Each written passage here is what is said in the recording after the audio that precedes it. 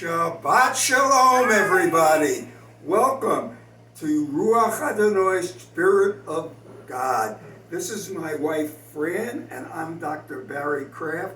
We co-pastor Ruach Adonai, located in Thousand Palms, California.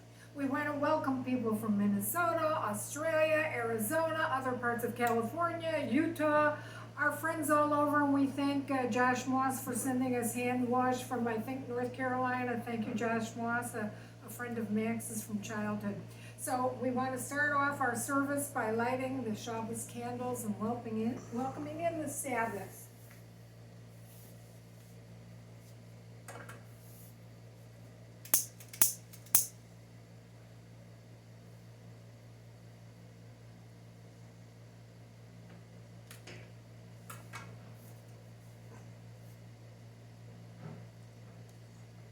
Baruch atah Adonai Eloheinu melech haolam, asher kirishonu b'mitzvotov v'tzivanu lehiyot or lagoyim v'natan lanu et Yeshua HaMashiach.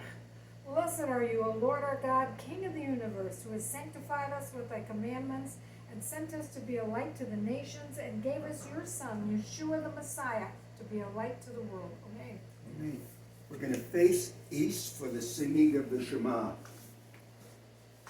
Shema Yisrael, Adonai Eloheinu, Adonai Echad, Baruch Shem Kavod, Malchuto, Leolam Va'ed. Hear, O Israel, the Lord our God is one. Blessed be the name of his glorious kingdom forever and ever. Amen. We face east because the temple was built in Jerusalem, and so we face east to remember that. We're going to now take communion.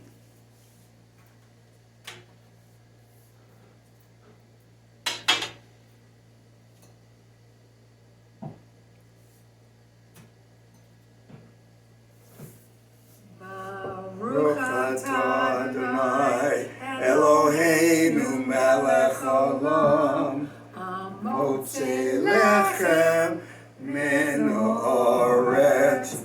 Amen. Blessed are you, O Lord our God, King of the universe, who brought forth the bread from the earth. This represents Yeshua's body, broken for us at Calvary. Let's take it in remembrance of him.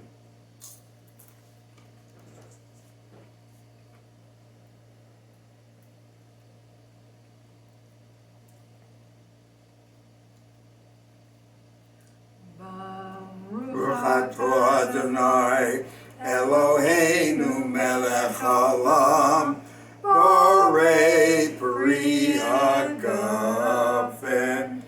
Amen. Blessed are you, O Lord our God, King of the universe, who created the fruit of the vine. This represents the healing, life-giving blood that Yeshua shed for the sin of the world. Your sin and my sin. Let's take it in remembrance of him.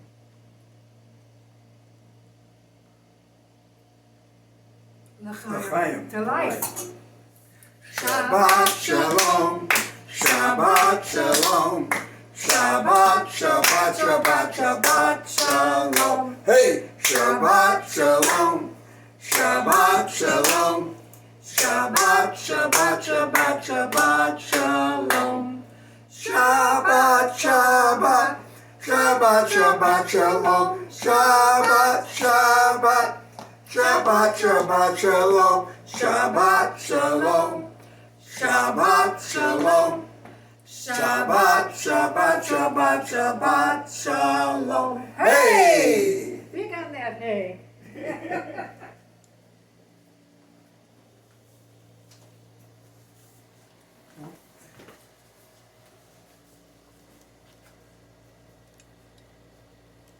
The parasha for tonight from the Torah is from Leviticus 16:1 to 20:27. Chapter 16 is a key chapter in the whole book of Leviticus. It talks about the Day of Atonement, Yom Kippur. And it was among the most important single days in the Hebrew calendar, as it was the only day that the high priest could enter the Holy of Holies for the sin of the people. And it says in Leviticus, make atonement for you to cleanse you, that you may be clean from all your sins before the Lord. Chapter 17:11 is also a key verse. For the life of the flesh is in the blood, and I have given it to you upon the altar to make atonement for your souls. For it is the blood that makes atonement for the soul. Another very key verse in this parashah is chapter 20, 7-8. Sanctify yourselves, therefore, and be holy, for I am the Lord your God, and you shall keep my statutes and perform them. I am the Lord who sanctifies you. Leviticus points to Jesus. He alone is the spotless lamb that has made the final blood sacrifice needed to cleanse us from sin. He is the perfect high priest who represents us before the holy judge of the universe, the Father God. The Haftorah portion comes from Amos 9, 7-15. Although most of Amos's prophecy is about God's authority to judge an apathetic and ungrateful nation, he ends the book with a promise that God will restore his people. And he says he will raise up the tabernacle of David. This refers more than just to David's temple and Solomon. It speaks of the fulfillment of the Davidic dynasty, which finds its focus in Jesus. Jesus is the end result of the Davidic dynasty. The Haftorah, the Brit Chadashah portions, there are two this week. One is from Matthew 15, 10-20. Not what goes into the mouth that defiles a man, but what comes out of the mouth that defiles a man. Jesus rebuked the Pharisees for being so concerned about ceremonial hand washing and dietary regulations that they failed to deal with man's character. Many words come out of a person's mouth that are what in his heart. And many of these words defile a man.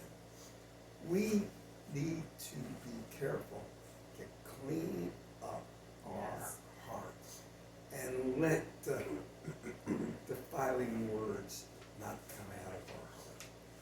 The second reading from the Brit Chadashah came from Mark 12, 25-34. When he was asked about what is the first commandment, Jesus quoted Deuteronomy 6:4, the Shema. Hear, O Israel, the Lord our God, the Lord is one. You shall love the Lord your God with all your heart, with all your mind, with all your soul, and all your strength. And then he said, the second commandment is, you shall love your neighbor as yourself. This came from Leviticus 19:18. The first commandment summed up the first 4 commandments in the 10 commandments. The second commandment is the essence of the last 6 5 through 10 of the Ten Commandments, which talks about the treatment of other people.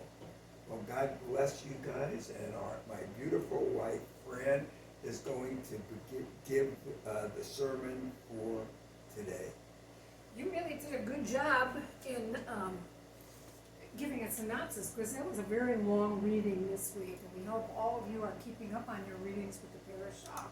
So, I don't know about you, but during this pandemic, it has changed some of my habits. For one thing, I clean house on Friday now. When I was too busy and had so many other distractions, I would let things go, admittedly. You know, we live in a small 500 square foot place and things pile up. And so now every Friday when we welcome you in, I spend hours cleaning up. Is that right? That is so Attest to true. them. I've also learned to give myself a manicure, a pedicure. It's not perfect, but okay, I'm keeping up with things.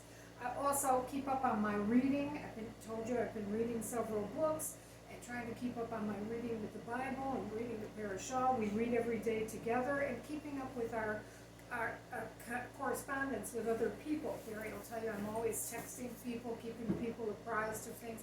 So some good things have come out of this pandemic, at least for me. Today I even cut my own hair. It'll be weeks before I get out in public if I've made a mistake. If not, I think you'll forgive me. I cut my own hair also. I mentioned several weeks ago that I'm reading Jonathan Cahn's book, the Book of Mysteries, and I'm really enjoying it so much. A couple weeks ago, he was talking about the Midbar, and I love it because he really so beautifully reveals the mysteries in certain words. Now, Midbar is Hebrew for wilderness. Yes. And it's a very interesting word. The root of it is devar, meaning to speak. So it's interesting that God brings us sometimes into the desert, into the wilderness, to speak to us where there's no distractions. I want to say this, that it's more than a geographical location. It's a state of mind, a state of being. And some of the most sacred interactions between God and the people of Israel took place in this wilderness. And, you know, sometimes the most profound things we learn about ourselves are in this state of wilderness. And that it's not about reaching your goal or your destination. It's about the journey getting there. I want to say this also about Midbar, that it was between Midbar, you know, when they were in captivity in Egypt, and getting to the Holy Land, the land of milk and honey that was promised to them, that they spent this time in the wilderness, and so many things happened there. It's a place of transition, of being neither here nor there, and I think that's where we are. We, for the first time in our lives, and we're pretty long on the tooth, 77, 75, we have never been in any circumstance like this before. So we're in uncharted territories here, and we don't know when it's going to end, and we don't know what the end result is. So you could say that we're kind of in a midbar. We're in a wilderness where we're not certain about the future. I also want to say that when you leave Egypt, or you leave something that is restricting you in any way, and you are going on to a place of freedom, like from Egypt into the promised land, you have to traverse that land in between, that land of not knowing, that land of uncertainty. So there's a lot to be said about Midbar. Some Torah teachers have likened the 5 books of the Torah to certain stages of our lives. For example, Genesis, which focuses on the beginning of creation, the beginning of life, is the beginning of our lives as infants when we come into this world totally innocent. And Genesis, focusing on the origins, like I said, representing childhood. Exodus, with its theme on freedom and independence, can be likened to adolescence, where teenagers are trying to establish their autonomy with their families and their independence. Leviticus centers on rules of conduct and represents, you know, in society we have certain rules that govern our actions and so forth, and our conduct. And so that can be like adulthood, that when we come into adulthood we have responsibilities in society, etc. We'll skip ahead to Deuteronomy, and that can be parallel to old age, where Moses was reflecting. Many times there were speeches about Moses reflecting on his 40 years in the desert, many speeches about that. But the 4th book, The book of Numbers, or Bamidbar, which we might compare to midlife crisis. The book begins describing the order of the camp that God was setting down, the order of how he wanted things, the organization of things. But soon, that dissolves into chaos, where the people are rebelling against Moses, rebelling against the rules. And bizarre things began to happen as God handled that. For example, the earth opened up and took all those people that were in rebellion against Moses and swallowed them up. We can see today that there are people who are not following the orders. Even last week on the beaches, there were 40,000 people there that were, kind of in your face about the laws of society, distancing and wearing masks and gloves, etc. And, in these areas of wandering in the desert and in the wilderness, life seems kind of crazy. It is kind of crazy right now. It's unstructured. When the promised land seems out of reach, we don't know when we're going to get to our final destination. We're in one of those crazy times of unstructured times, where our routines have been interrupted, our kids are home from school, we're not going to work, we go out only occasionally to get supplies, etc. Most of us, as we have known our lives, have come to a screeching halt with what we were used to. There are those rebels, like I mentioned, who are in the face, and especially now with certain states that are opening up businesses and saying, it's okay, come on back. We don't know yet the results of what that's going to be. So you have to determine for yourselves whether you're going to follow the rules of your state, because each state is going to vary and how they're going to conduct this coming back to normalcy. I myself don't know what normal is going to look like when we do come back into society. It could be changed forever. On a societal level, there are times when we feel that there's progress in our lives and we're moving forward and we're hopeful for the future, while at other times we feel like we're floundering, like it could be now, unable to find our true north and lacking leadership or undermining the leadership of today, like what happened last week at the beaches. We see that people are rioting, like in Michigan, wanting to do it their way. The positive aspect of these periods of uncertainty is that we may develop a sense of trust. We have to trust in something. And we may, develop an inner quality, a foundational sense of what is good for ourselves. And that ultimately we'll find our rest and our salvation and our peace in the help of God, with the help of God. As Moses reflects on his time in the desert from the vantage point of old age, he teaches us that during these wanderings, there was purpose, the purpose to test us and help us grow more. God led our ancestors through great trials and awesome wilderness with venomous snakes and scorpions and drought where there was no water. He provided water. He provided food for them in the middle of this wanderlust as they were wandering around. There was no food. There were no stores. There were no, so he provided that for us. And he assured them that crossing over to the promised land, that they would defeat the enemies, that he would be with them. It's interesting that we received the Torah not in captivity, not when we were in Egypt, and not when we got to the promised land, but in the midbar, when we were in the desert, when we were wandering around. So Talmud tells us that if a person makes himself like the wilderness, that he will be worthy of the Torah. We need to question, what exactly does that mean? It can mean that we are to empty ourselves of all those truths that we thought were right for ourselves, empty our ideas of what we think about people and things that are different from us. We need to humble ourselves and make ourselves open vessels again. And then we can acquire wisdom, hopefully. So we have to start thinking of ourselves as empty vessels, starting afresh. The period we're in now between Passover and Shavuot is known as Omer. It's a time once again for serious reflection, like it is during the New Year, Rosh Hashanah, and the Feast of the Trumpets, Yom Teruah, and also Yom Kippur. We're to examine ourselves. And in this time, our country being so polarized, how do we reconcile the differences of opinions and realities? We have to work on making sure that news doesn't dictate what our truth is and what we believe to be true. We each have to search out the truth for our own lives.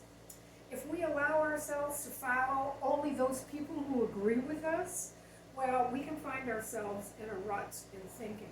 But if we can open ourselves up to the possibilities of different views and different perspectives, then maybe we can be freed from having tunnel vision. In the days, weeks, and years ahead, may we each make our hearts like a wilderness, free and open to the new possibilities. It might behoove us to stop thinking about, God, get us out of this, and start thinking about, God, why do you have us going through this? What are we to learn from this? That you have determined this for our passage. What are we supposed to be getting out of this? It's according to his plan and purpose for our lives. Perhaps we were too comfortable receiving his blessings and thinking we were foolishly humble. And if you think you're humble, you're really not. That is not being humble, right? That's having pride and ego. So we have to wait for God's instructions, especially in these tough times. And he shows us what our true nature is. What's coming out of us is what our true nature is. We have to be comforted that Yeshua and all of our ancestors went through a wilderness and they survived, right? They got to their promised land. So let's look with renewed vision as this continues and the Lord continues to mold us on the potter's wheel and refines us in the fire, and trust that it will be okay according to his purpose. Hazak, hazak, ve'nich hazek. Be strong, and may we be strengthened during this current challenging time of the pandemic. I want to leave you with Isaiah 30:15. For thus says the Lord, the Holy Lord of the Holy Land of Israel, in returning and rest you shall be saved. In guidelines for comfort and calmness, we will become strong. I want to also take time to say some things, reach out to some people. Next Friday night, we need to pray for, in fact, all week we should be praying for Jim Bronson, who's going to have a procedure on his heart. So we pray for the best possible outcome for you, Jim. We're standing behind you. I want to report that Mike Gata says he is absolutely thriving in this time, and I love to hear that. I love to hear that there are people that are making the most of this time in isolation and not being downhearted and downcast, but uplifted by what God is doing for them. He said he has more work now than before. I want to also tell you the hint for this week. I'm reaching behind me. Doris told me about honey. That raw honey that's unprocessed, it comes right from the bee's nest, that this cannot allow for germs and viruses to live. So Doris, hello Doris, takes 2 tablespoons every day of raw honey. She said when they opened up the pyramids and the tombs in the pyramids, they found that honey that was there for thousands of years was still fresh. So there's something to be said for honey. If you have any suggestions for us, we love to hear from you. We love your comments. It's a way of connecting to you. We hope you will join us every Friday. And God bless you. God bless you and stay well. Barry? We'll close with the Aaronic benediction.